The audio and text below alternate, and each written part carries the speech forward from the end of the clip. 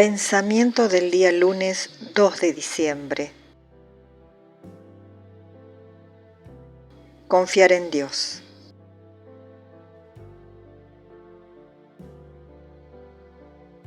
Abba, Padre. Jesús rezaba a su Padre. Para él, su Padre era Abba, es decir, papá, al cual se dirigía con un tono de infinita confianza y de inmenso amor. Pero como había venido a la tierra por nosotros, no le bastó estar él en esta condición privilegiada de oración. Muriendo por nosotros, redimiéndonos, nos hizo hijos de Dios, hermanos suyos. De este modo, también para nosotros se hizo posible esa divina invocación suya. Abba, Padre, Papá, Padre mío, nuestro, con todo lo que ésta lleva consigo.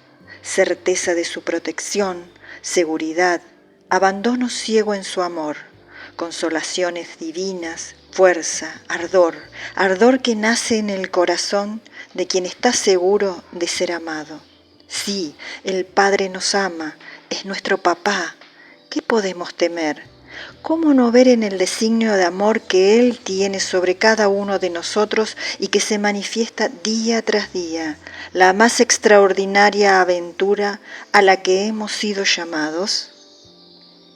Chiara Lubich, Buscando las cosas de arriba, editorial Ciudad Nueva. Palabra de vida. Diciembre de 2024.